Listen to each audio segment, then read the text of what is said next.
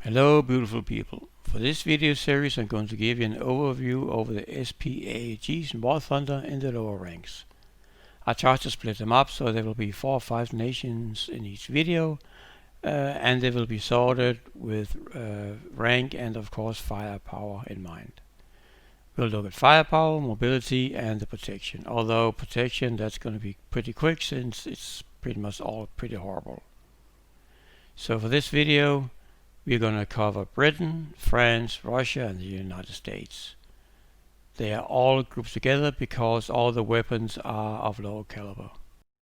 First on the list is Britain with a light AA Mark I. It has a crew of 2, driver and gunner. Armament consists of 4 7.7mm machine guns, which is pretty much rifle caliber. Armor all around is 14mm. Speed on the road is 50 km per hour, and that equals to around 31 miles per hour. I think if I can boil down this whole video series down to one sentence, it's pretty much don't open fire until you absolutely have to. 9 out of 10 times I think people playing these anti-aircraft guns die because of they shooting at everything to see, especially if they see a black speck in the sky, they start firing. And the only thing that will happen is that the enemy will see you, the enemy plane, and it will give you a position away to pretty much all enemy forces. And this is something I'm going to say all the time throughout this series, and this is my mantra. Do not open fire unless you're certain, well, to a certain degree, that you're actually going to hit the damn thing. There's absolutely no reason to do it otherwise. So see if you can, get some kind of air quote trigger control going. This British Mark I is actually the one that has the most armor of all of them, 14mm, but that doesn't mean pretty much anything. Anything can and will penetrate you. Armor piercing 7.7mm machine guns will go straight through you. So stay in cover as much as possible. Your mobility is fine, but it's not gonna really help you. What is gonna help you is if you pretty much stay almost at the spawn point or behind capture points, or stay behind a group of friendly tanks to help you out. If you plan to wander off alone and being adventurous, try to do so only late game. Maybe then you can catch off another light vehicle off guard, and then your 7.7s will of course be able to kill them. But other than that, you cannot penetrate anything with those small caliber guns of yours. Another thing that will be nice to learn is to figure out at what range your 7.7s will be effective. I mean, what you're seeing here is what I would consider maximum range at which you should engage anything, I mean the planes we're talking about. Further out, you can forget about it. One thing that is nice about this British light AA is that it actually has a turret. I mean, you can traverse the gun 360 degrees. Some of the other vehicles you'll see later on do not have that luxury, and that's actually a pretty big thing. I mean, the Russians really have an issue when it comes to that. Same with the Japanese ones. So that's a positive. Ammunition wise, there's not really a lot of options. There's pretty much just armor piercing tracer. But it being so small caliber, I mean, armor piercing incendiary, I don't even think it exists on this one. So you need a fair amount of hits in order to take anything down, especially if you're talking about the later bigger planes, which you will meet at 1.7 and some in 1.3 of course. I would definitely not suggest that you take this vehicle out as first in the lineup, whether there are planes up or not if you are coming late in the game, because you cannot kill anything on the ground except light vehicles. So don't even try. Just concentrate on what the vehicle is made for, killing planes, and wait with killing them until they're pretty close. The vehicle itself only has 2 crew members. That means that if either the gunner or the driver is getting killed, then you're pretty much out of the game. I guess it's both can be considered a pro or con that the vehicle is as small as it is. Of course, it's going to be a harder target to hit, but once your tank gets penetrated, you're pretty much done for. You will get one shot, and that'll be it. I think that about covers everything there is to say about this very first British AA. So now it's just, 45 seconds worth of me killing shit. So have fun watching that.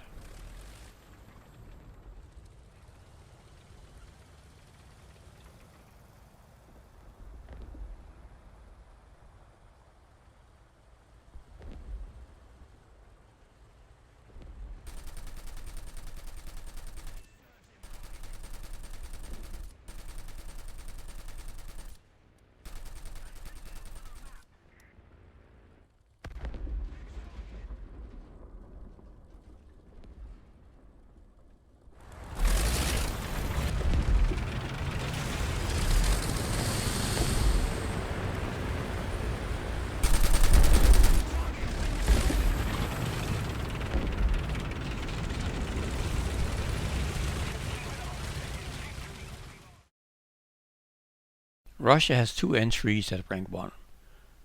First, we have the GAZ AAA 4M. Country, well, actually it's not Russia, it's USSR at that point. Crew 3, gunner, driver and commander. Armament 4 times 7.62mm machine guns. Armor, non-existent. It's pretty much just a truck. Speed 45 kilometers per hour or 28 miles per hour. Now this first gas you pretty much play the same way as you play the British Mark 1. It only has 4 machine guns, 7.62, which means that you should not engage any vehicle other than light vehicles, maybe late in the game if you find any. And again, same thing, wait until they're pretty close before you engage them, otherwise you won't have a chance. Them being so low caliber also means that you need a fair amount of shots or hits before they actually die. You can of course kill the biplanes pretty quickly, but that's about it.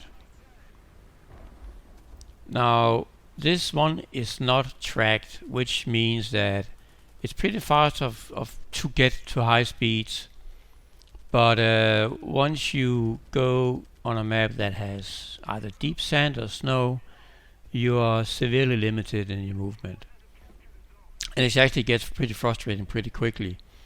So everybody's rushing off. Let's say you really wanted to get an easy cap, get some points. You can forget about that in those conditions because you were so slow up and downhill, and also upslope and downslope, and on certain spots on rocks. There's very little traction with the tires, so you will also have issues with not being able to get up hills and getting stuck where you're not able to either go forward or go backwards. Compared to the British, this one has an additional crew member, which means that if the gunner gets killed, there's still a chance that you can swap him out with the crew commander. On the other hand, it has 0 armor, so light calibers, even anything coax, any light machine gun will likely mean your demise pretty quickly. Playstyle wise, it's just like the British vehicle. Stay close to your main spawn or to capable targets or close to teammates. Don't wander off alone, and just concentrate on killing those planes. Don't worry about any ground targets.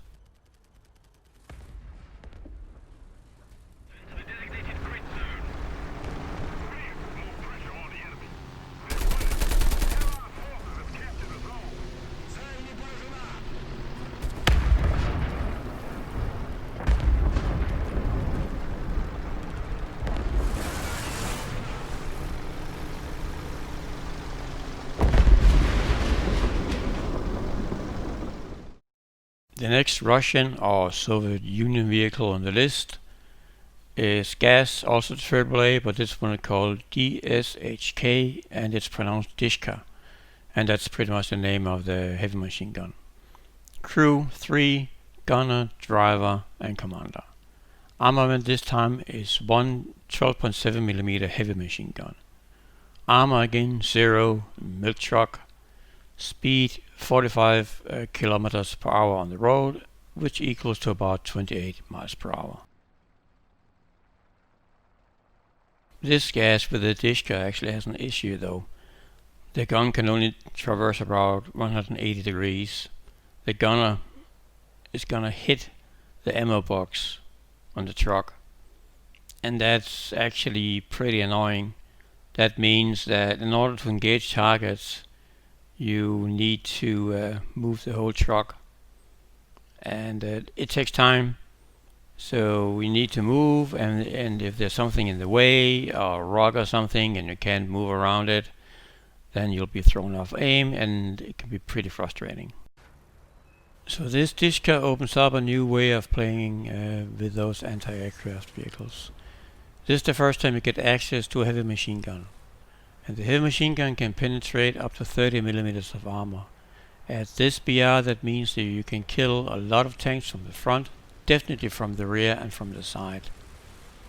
So combined with the lack of 360-degree turret traverse, and you only have 50 rounds of ammo before you need to reload, this means that this vehicle is actually not that good as a pure anti-air vehicle. So I would suggest that you primarily use it to kill other vehicles, secondarily use it to kill aircraft. Just remember that this vehicle has no armor at all, so even a machine gun fire, light machine gun fire, will pretty much kill you. You have 3 crew members, so if you're gonna get killed, he can be swapped out with the commander and you can keep firing again. But again, as a pure anti-air vehicle, I would not suggest using it in that role. There's just too many restrictions. You can follow the main assault with this vehicle, and you can, do some flanking support with it, or find a hiding spot and then hope, a random tank will come by and you can kill them either by side-shotting them, or if they're one of the lighter ones, kill them from the front. I would not suggest to be too aggressive with it though, since like all other anti-aircraft vehicles at this low BR, artillery will kill you. Even a close miss is enough to kill you, especially these GAZ that have 0 armor, likewise with the French one. So as soon as you see that red artillery incoming warning, get the hell out of there. You don't want to be close to it. And don't be too aggressive, move on the flanks, or move with some other teammates.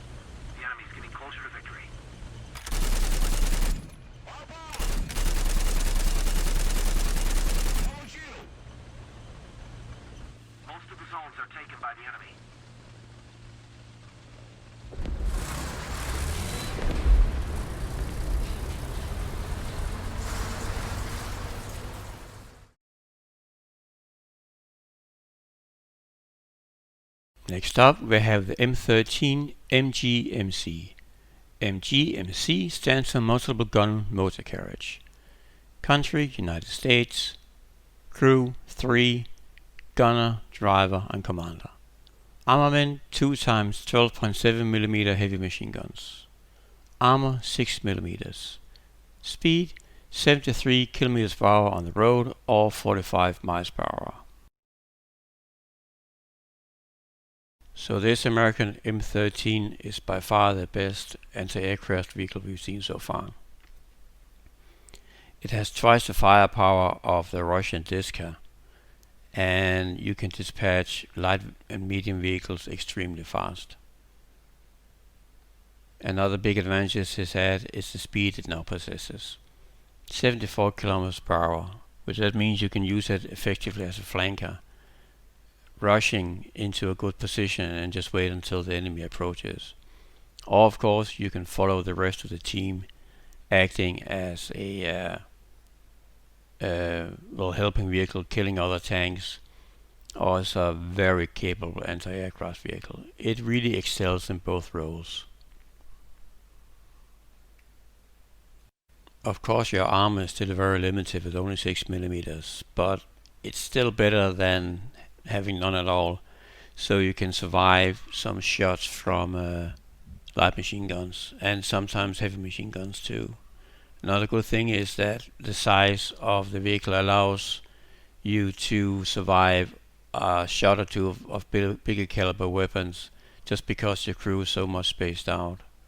And then on top of it all, it has a nice turret that has 360 degrees rotation, and you can pretty much elevate it 90 degrees. That's a luxury that some of the other anti-aircraft vehicles do not have.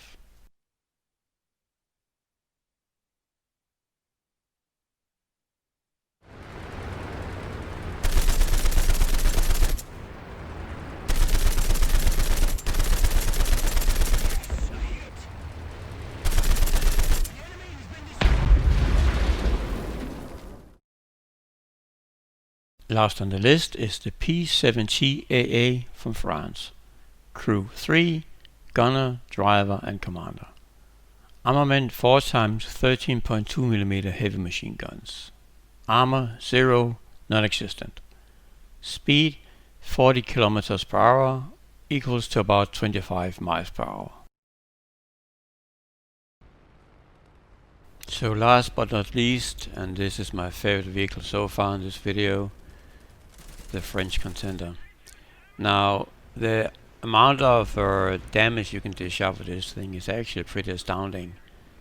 It sits only at 1.0 and yet it has 4 heavy machine guns, and you can kill enemy medium tanks pretty damn quickly. And you only need to look at a biplane and it's pretty much gone once you land a hit, because you land a hit with four heavy machine guns at once. It does of course come with some drawbacks. One of them is being 0 armor, but you have again 3 crew members, so you can switch one out and then get the gun working again. Another drawback is that you cannot elevate the turret 90 degrees, and that's actually a pretty big minus, because that means that you need to move your vehicle or in positions where you can attack the aircraft again. This vehicle just happens to suit my play style, not being too overly aggressive but still being able to support, and then whenever it's called for, deliver a pretty devastating amount of firepower. Mobility wise, it's fine. I mean, it's a half track. It's not nearly as fast as the M13, and it has a tendency to wobble, which means that you can forget firing your guns while you move. You won't be able to hit anything with it, so you need to be at a standstill before you start firing. While the M13, you can actually comfortably fire on the move. You can do that with this vehicle. So you can't really use it as a flanker, because you'll never reach the good spot before the enemy is on top of you with only 40 kilometers per hour. But using it as a pure anti-aircraft vehicle is just perfect, with the occasional chance of getting a quick armor kill. So this was the last vehicle in this video covering the SPAAGs in Rank 1 Part 1. I hope to see you again for the second part, which includes the remaining nations. Please give it a like or comment if you please. You can also go overboard and even choose to subscribe to the channel. Thank you for watching, and until next time.